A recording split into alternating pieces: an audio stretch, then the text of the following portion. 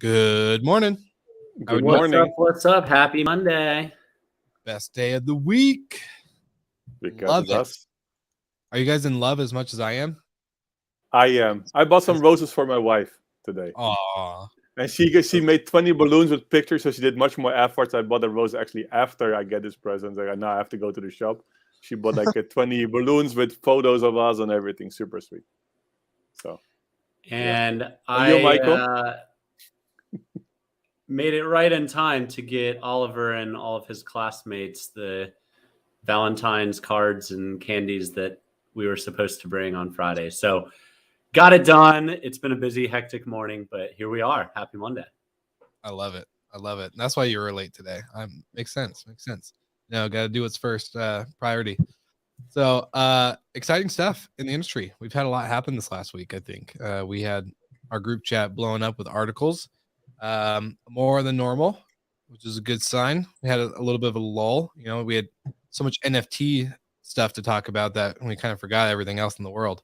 But I'm excited to jump in today because we got some predictions that came true. We got some startups that are doing some cool stuff. And then, of course, whatever else that we may jump into. So who wants to go first? Nose goes or rock, paper, scissors for startup of the week? Can't see your hand. Where's the there? I'll go first. You start. Okay, here we go. Let's say hi to Grandma.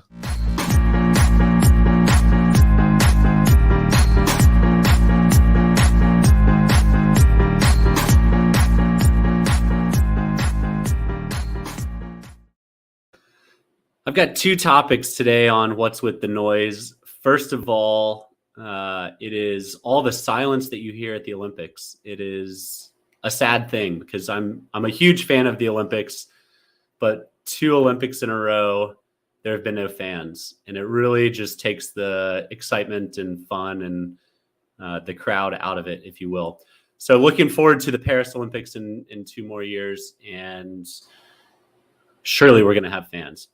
Secondly, congrats to the team at Evolve, Brian Egan and company, for a monster raise to take on the giants of the world that have already IPO'd this year, like Sonder and Vacasa. Evolve's model is a little bit different than Sonder and Vacasa, where they do marketing, booking, guest management, basically getting the guests to the door, and then a local team that you hire yourself takes it from there for cleaning and maintenance.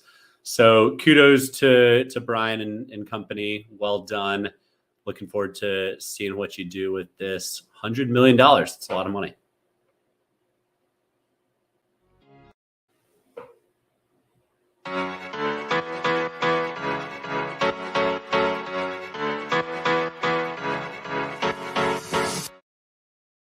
Yeah, good morning. This morning is special because it's Valentine's Day, so I'm super happy. I want to say that I'm happy with my wife. She's watching probably, so I just have to say it. Okay, the startup of the week is Emerald Stay. It's actually a startup which actually is acquiring vacation rental operators. So what I know and what I heard is they're going to do soon a crowdfunding campaign. Actually, they want to raise more money actually to acquire more companies. They have 21 on the radar, and they want to acquire 4 of them. They did some round already some time ago. They raised 1.7 a year ago, and now actually want to do a new round. It's not mentioned how much so far, but soon it will be probably communicated. Do crowdfunding and then acquire others. So the way they want to grow actually their business, just acquiring others, which is also an point what you could do. And that's it for today.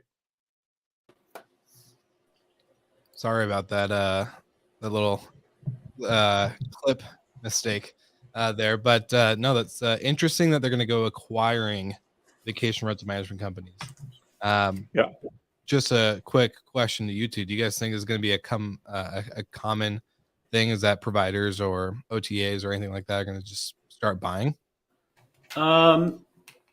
Yes, consolidation will happen. I think what I've learned after 7 years in short-term rentals is it is and always will be a hyper local business.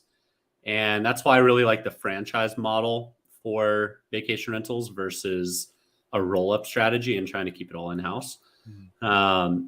You have to have those local staff that really know the market, that have tentacles everywhere to be successful. So yes, I do think there will be continued roll-ups. I'm waiting to see more roll-ups on the vendor side, to be quite honest, than the supplier side. But time will tell. I'm still holding true to my prediction from earlier in the year that service providers will start buying or creating management companies and becoming a operator. But then you're going to be competing with your customers, and that's a challenge. It's a tough look. So, Well, I mean, Kayak is starting to do it with Kayak Hotels. So early days, but we'll see what happens. for sure. In the vein of predictions, one of the things that we talked about just a month and a half ago on one of our predictions was this discrepancy between geographies, and not necessarily having anything to do with business model, but having simply to do with where you're based and how that has an effect on your company during COVID times. And one disturbing article and one promising article that came out this past week, thank you to Focus Wire for breaking the news, was Booking has laid off several thousand customer service employees, which never good to do layoffs of thousands of people. And especially in customer service, where we know it's such an important part of the travel experience, is troubleshooting anything that has gone wrong. But on the flip side of that, we've got their competitor, Expedia, who closes at a record high for profitability. Now, they both play in the same sandbox. One is heavily North American exposed and one's heavily European exposed. And the results are there. You know, one company lays off thousands of people and the other has a record profitability. So that prediction, unfortunately for one company, unfortunately for the other, has taken hold 45 days into the new year. Well, I think it's connected as well. When I spoke with some hotels, what they said, okay, in the US market, they said they're still weird. The occupancy is much higher. We're doing much better in the US market. So of course you see the difference in there. I think it's a bigger thing as well. We have a lot of people from Booking.com who applied actually to work for us in the last month. A lot, actually. And one of them I spoke yesterday, a candidate, and I asked as well, why did you apply for us? He said, well, I worked 8 years for Booking.com, and actually I just said I stopped believing in their actually in the company. I said, that's not, and it was actually, I was surprising actually, and it's not the first one actually. So I don't know what's happening in there. I don't know how is the atmosphere also internally, but I think those signs actually, when people also maybe even in a different role within the company see that actually their colleagues are laid off, I think it'll be bigger impact as well. But let's see what's happening. But I already saw in the last months that there was quite a lot of people leaving the company, even from by themselves, because they stopped believing. So, I mean, we saw massive layoffs by Airbnb, like 25% of their staff. Yeah. At the start of the pandemic. Expedia, similar, had some really big layoffs. Is this Booking just catching up, or is it, do you guys think, an actual result of the geographies that they're strongest in? Well, if you would say customer support, it's pretty related, of course, to traction, right? What is happening on the platform. So you would say if there's not much to do or less to do, or maybe they want to innovate on some stuff, maybe in the way they're doing support, could be. But yeah, it seemed to be there's, of course, a connection with transactions there. I'm really curious what's going to happen, because when I talk also to other colleagues in this industry, everybody is struggling to finding people. So I think they will be on a hard time in finding people again when they actually have to, well, get more people again on board. Or they is like a long-term version, so they want to do less customer supporting, we want to automate more processes and stuff, and there's a different shift. But yeah, it's a huge number of people which actually are laid off. So I don't know if this is the reason really to the transactions, or it's like more a vision is like we want to really focus on more innovation and focus less on what they were selling to the hotels. Like, look, by EA, you might pay 18%, but what you get in return is a customer support in X numbers of languages. That's also how they were selling it to the property. So maybe they have a different approach there as well in vision. Might be. But yeah, maybe it's a bigger problem. But yeah, let's wait for their results. They're not announced yet, so let's wait a few weeks. Yeah. I'll say a mix of geographic location, because I know they're definitely heavier in the European market than they are probably in the American. But my biggest thing, kind of like what you just said, Ross, was I don't know, if they're trying to automate processes and start doing, less human activities when it comes to their systems and everything that they're doing.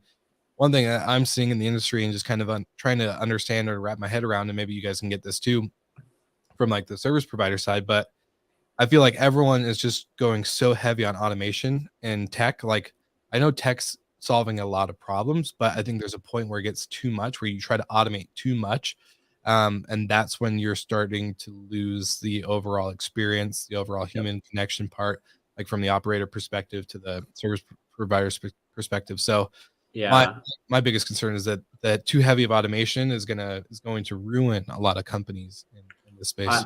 I'm with you. If I'm in the head honcho seat, I'm going to ease in technology and not axe thousands of heads right off the bat, right? I'm going to ease into it. And for one, the PR damage it does for your company for mass layoffs, that's going to take a hit on their stock prices, I'm sure. Yeah.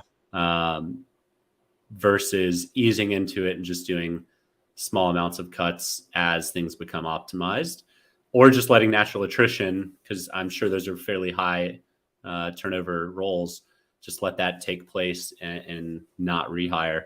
Mm-hmm. But, I'm not a CEO of a publicly traded company. Yeah. I've never had to make those decisions, thank goodness. Not a role I'm envious of. Yeah. But to me, it just screams that there is still massive inequality of travel and booking volume in North America versus Europe. Yeah. Ross, I mean, you shed some light. You guys have properties in both regions.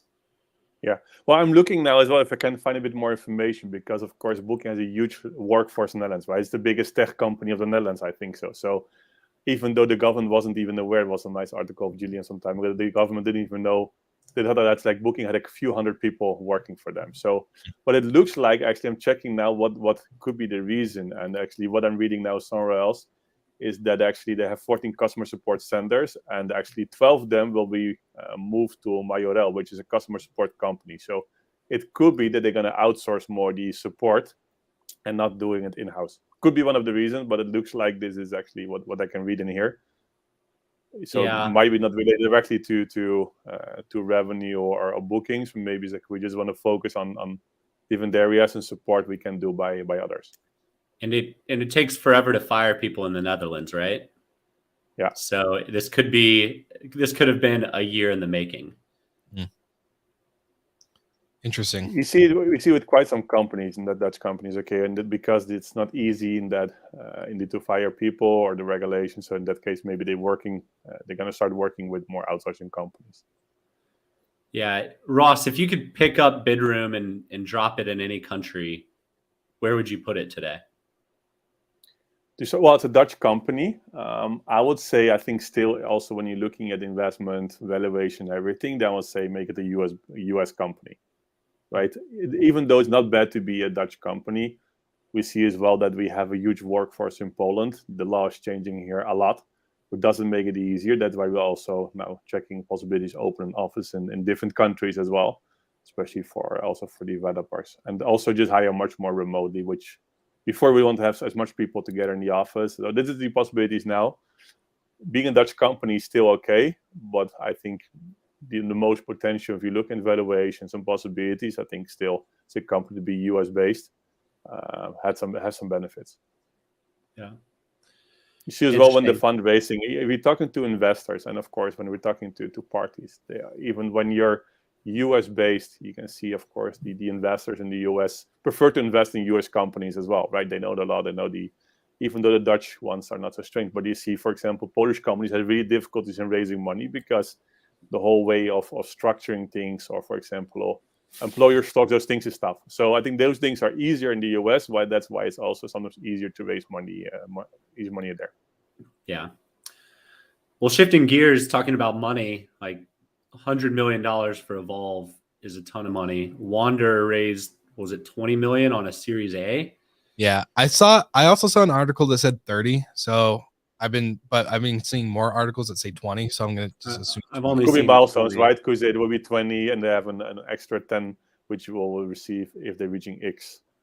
A milestone could be happening. Yeah, or Often with 10 could be those in numbers. debt, 20 in Yeah. equity. Who Could Yeah, knows? be. one article just said, Wander raises 30 million, and all the rest are saying 20. So I'm just gonna go. 10 so more or less. Do you see the difference, Will? No. Huh? 10 more or less. What's the difference, right? No, yeah, no big deal. Yeah. Average week. 1 or 2 employees, not much. In business development, yes. Yeah, call me. So it's that's a lot of money, and we see more and more investments continuing to flow into the vacation rental space. We saw 1 or 2 in the hotel world, but man, it really feels, and I've even seen articles lately that hotels are going to start building these mixed concepts properties where it is a hotel layered with service departments on top of it, layered with potentially co-working or some other draw to the building. And that's something we've talked about on the show for a long time. Mm-hmm. It makes sense. It's recession proof. It helps cut down on risk and drive up revenue. So I'm excited to see that next wave of properties, because if I'm going to Miami by myself, I want a hotel room. Yeah. If I'm going with my family or with friends, I want an apartment. I want my own room, but I also want a shared common space. Yeah. So I love the direction the industry's heading. Development takes years, so we won't see some of these developments be spun up for 2, 3, 4 years. But it's exciting to see they're in the pipeline. They're thinking about the future, and next time a COVID happens or a recession happens, these units can be flipped to long-term rentals. And you want to talk about sustainability in travel, a hotel room can pretty much only be a hotel room or a podcast recording studio or a co-working space. It can't be. No one wants to quarantine in a hotel room for a month. No, just not enough space. You'd go bonkers. So I know me and Matt from Muse, the CEO. So he and I were talking not too long ago on the podcast and going into the side of reinventing the space, the best real estate of a hotel, which is the lobby, which is never used really unless there's a lobby bar, there's all this other stuff.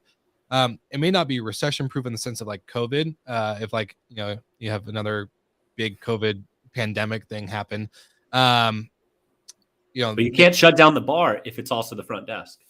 Amen. So, but did you ever realize how many people are working from the lobby bar, right? It's full with people just with their laptops on their knees or on their desk. And I think they're not even prepared actually for those services. So I think hotels, when they're innovating and really focusing more as well on indeed remote works and getting people there for extra revenues, and indeed using rooms for several, if you just have a video call maybe for 2 hours, use the room upstairs, right? And and then go downstairs. So I think that's actually going to happen as well. I think, well, I didn't listen to the podcast with Matthijs, but it hasn't come out yet. It's okay. That's why I didn't listen to it. Yeah, but it will be eventually things. I think if the technology is really ready for it, and you can say, I just book a room for a few hours, and we discussed it in the past that they use those kind of things. Yeah. And indeed, when you're just focusing more on remote spaces where you could work and you need a room for a few hours, and those things are easy to book, there's huge potential there, and you're moving into a different concept than hotels. Well, we need to utilize space differently other than just nightly revenue. I think companies like Pure Space, which is heavy vacation rental properties being used for day activities such as model shoots, podcasting, video shoots, whatever you want it to be. I think we need to start looking at space in a different sense of revenue rather than nightly. One of my favorite companies that has totally looked at space differently. Shout out to another Dutch company, Ross, the Student Hotel. Yes. Super cool use of the property. Peak travel season is summer. Students are gone. You can convert these dorms into hotel rooms. Like, it checks a lot of the boxes to minimize vacancy, maximize space. The same things students want in their dorm. That's amazing. The traveler wants in their they're flat, right? I Well, want they to go have this downstairs and mix, play right? ping Yeah. pong because I love playing ping pong. I need a space to study or do work. I need a space to relax and have a beer. Like these are all things that travelers and students alike want. So, Yeah. that's really a model I hope gets replicated by a lot of people. And they're doing extremely well. And we took the team 3 years ago. We took the whole team to Amsterdam. So everybody else from different countries. So they say around 70 people. We stayed in a student hotel in Amsterdam. But indeed, the guys had fun. They could play some ping pong downstairs. There was a nice bar. In the meanwhile, we gave a company presentation when they had a nice space where you can give some presentation. The rooms were cool, right? And it's mixed between students. So there's a lot of energy going on in there. So they're doing extremely well. So Jennifer, thank you for the question. So the franchise model in vacation rentals, you see companies like Vacasa or V-Trips that are buying other companies in different markets and just rebranding it. And it's owned corporately. The franchise model, you're buying a market and that is your market, and you're paying a percent of revenue for shared services at the corporate office, whether that's accounting or marketing, distribution or guest management. Tech. It helps take off some of the work that could be a shared resource, where a local market might not need a full-time accountant or might not need a full-time revenue manager, but that stuff can be done by corporate. You still own the market, you still own the P&L. You just pay a percentage of revenue, typically 6 to 10% of revenue to the corporate office. Some examples of those: iTrip, Skyrun, Casago. Those are the big three. Casago is definitely the biggest of them.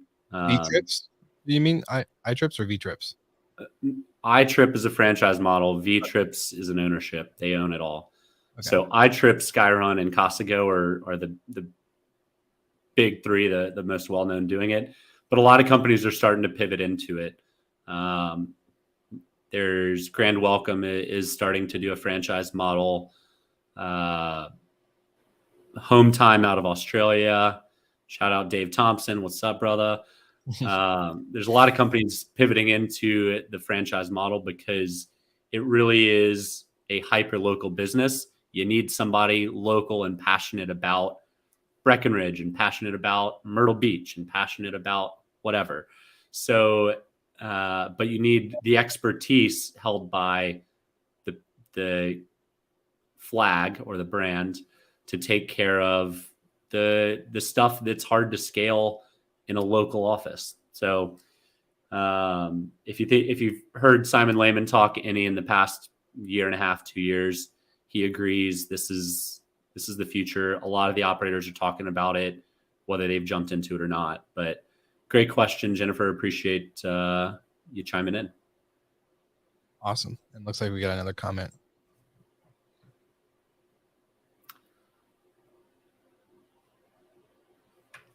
Yeah. Yep. Yep. Well, if you want to, feel free to reach out to me on LinkedIn or something. And I'm happy to put you in touch with some of these franchisees and hopefully you can get the advantage of scale. For sure. Well, I think if you talk about franchise, I think more if you see the general approach, I'm not sure if it'll work. I think you will be more focusing on specific niches and sustainability, eco-related, even if it's hotels or maybe even apartments or a specific kind of wish list, which is focusing on only families, for example, a specific brand, or for example, in looking at the hotel space, maybe only castles, or maybe only boutique hotel style. So I think you will see more niche brands coming than a general approach, which it doesn't make you a lot of difference sometimes from an Airbnb or something. Yeah, agreed. I saw one that was only eco hotels. So like very remote, but very eco responsible properties. So people will start traveling in the niches that they like and enjoy. And if they're very passionate about travel, but also being green, the eco route's one. If you want to feel royal and have some history, then, I'm sure a Castle brand will pop up soon, but we'll find out how these how all these franchise models tell a story and fold in with one another.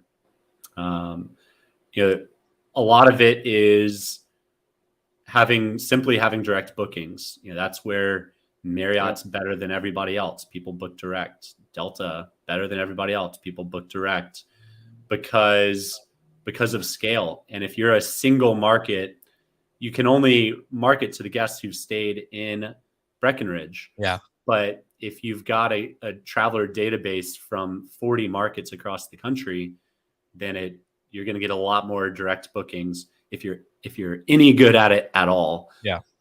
Then and that saves you 15%, 20%. For sure. No, I think it just makes sense to outsource the stuff like you said, Michael, the accounting, the marketing, some tech and distribution and all that other stuff, and then just really focus in, because I think that gives you as an operator perspective, and Jennifer knows, and I know, and a lot of the people that we know that watch the show or that are in our networks just know that it's easier to focus on the guest experience, but you don't have to deal with a lot of the back end stuff. If you can offsource a lot of that work, great, do it. Make it easier for you to exceed 5-star service and to keep growing the brand. So it's just a good route to go. That's kind of getting close to wrapping up the show, and I'm just kind of curious for, I guess, final thoughts and questions. Do you guys think that, because we kind of touched a couple of different topics, obviously geographic location for companies matters, especially when it comes to growth and quarterly earnings for public traded companies. But then also this remote work thing, I think, is getting into such a bigger space than expected. Everyone kind of was saying, "Oh, remote work," and everyone's going remote, and there's just like becoming a very big trend that companies are trying to do in order to probably recruit. Let's be honest, the workforce is not easy to get right now.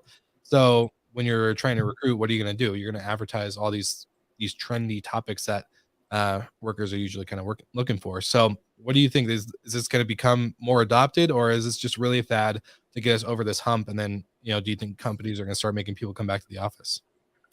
No, if we're looking at our approach, we keep it flexible. So of course we see that we want to still have this interaction. People have to put a switch on the cameras. But really I try to get them to the office a few days per week. But we also recruiting now quite a lot of people. For example, different countries. We hired now 2 in Spain again. So fine, right? Which is perfect. And past weeks I was away. I could imagine a few years ago that I'll be away a few weeks from the office and work remotely. Now it was really easy to do, and you see more people doing this. So it will stay like this. I think people already get used to it too much, and for sure it will stay. And even I think it will be even better and more flexible. And when the lobbies become better and really workspaces, I think it'll be even more interesting. That said, we'll wrap up with one little data point that I, in a natural biz dev role, 100% agree with. You are 34 more times likely to have a request granted by somebody if you ask them in person versus over email. 34 times more likely. So face-to-face matters. Business will get back to it. It will be done in person, as it always has been. Technology helps bridge the gap a little bit, but it's still 34 times less effective than being in person.